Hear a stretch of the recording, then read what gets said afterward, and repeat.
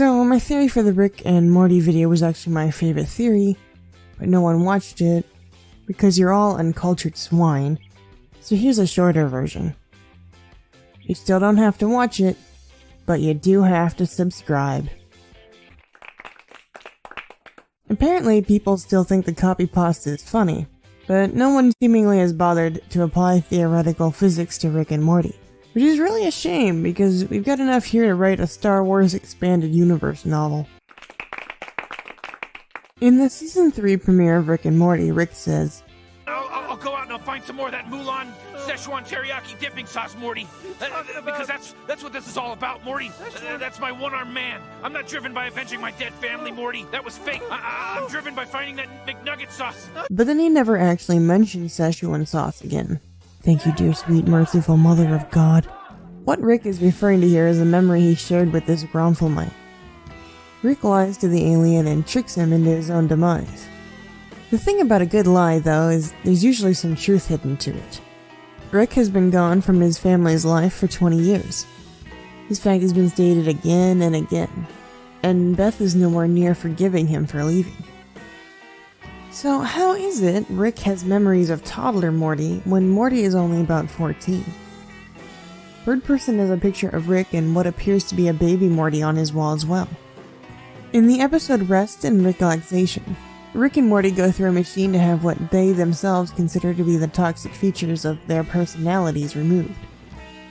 For the most part, Rick seems to lose all of the truly toxic aspects of his personality. With one exception, Rick loses his attachments to others. Our Rick considers his attachments to others to be a toxic thing. I think this may be because our Rick was one of the Ricks who never left Beth's mother to begin with. Let me explain. Of the various models for the multiverse, the one that has struck a chord with pop culture is Many Worlds Hypothesis. This is a super duper summarized, entry-level explanation by someone who is not at all a physicist. So, get your fucking popcorn or whatever it is you eat. Physics is full of crazy shit we can't yet explain. Schrodinger's cat is a thought experiment designed to help people understand quantum physics. This is a cat, a theoretical cat, in a box that is both dead and alive. When something from the outside world, be it a photon of light or a dildo hurled at a politician, interacts with the cat, two timelines form. One with a dead cat and one with a live cat. The cat is seen to be either dead or alive depending on the timeline. Now, physics can't really explain how it is particles go from being in a state of two different things at once to being in only one state. How does the cat go from being both dead and alive to one or the other? Well, according to Many Worlds, it didn't. Many Worlds Hypothesis proposes that whenever everyday stuff interacts with the quantum world, the timeline of history splits, and all possibilities happen on different branches of reality. We would only see one outcome because we're stuck on our respective timelines. These timelines theoretically expand out to every potential quantum possibility, and therefore every possibility on the everyday scale. In our reality, Many Worlds is yet to be proven, and there are mathematical models that both support and don't support it. There are many who don't care for multiverse at all. However, there is evidence Many Worlds appears to be the reality of Rick and Morty. Both Schrodinger's cat and Many Worlds Hypothesis have been referenced by Rick and Morty in the same episode. I'm not an idiot. I knew how to be decisive. Now hand me that flathead screwdriver. Actually, make it a flathead.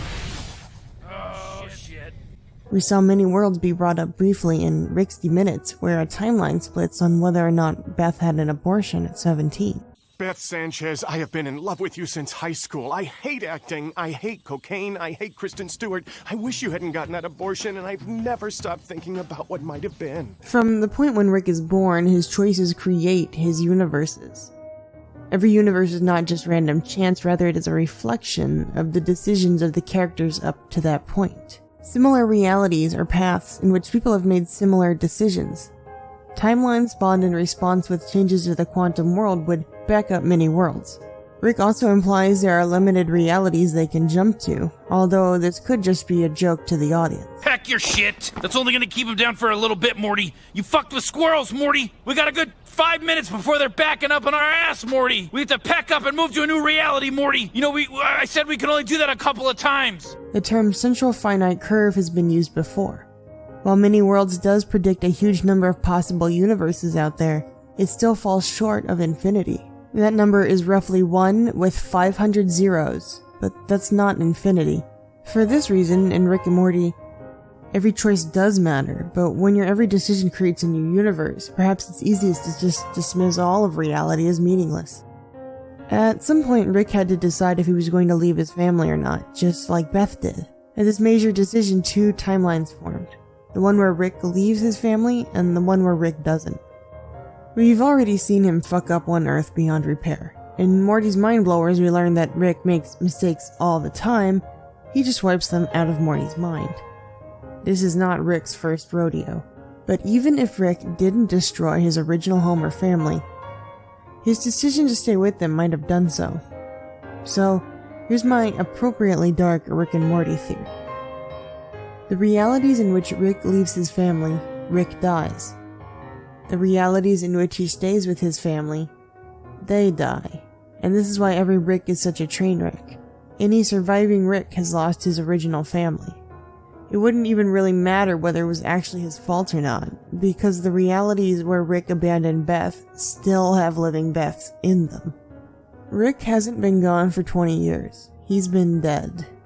The Ricks we see now have simply migrated to other dimensions to fill the holes left by the dead Ricks.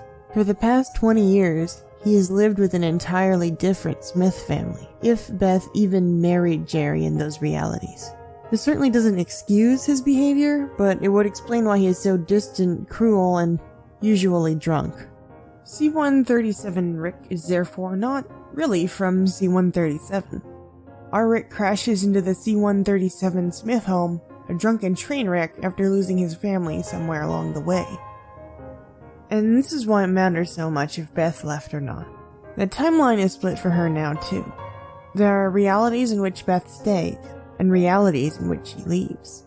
If like father, like daughter, assuming that our Beth did stay, is her happy family life a ticking time bomb waiting to go off? Thanks for watching, guys. These videos take a lot of time and a lot of effort to make, so I really appreciate your support. So, just subscribe. Everyone fucking subscribe. Just subscribe. YouTube 2018, everyone, you know what I'm saying? You know, it's a funny joke.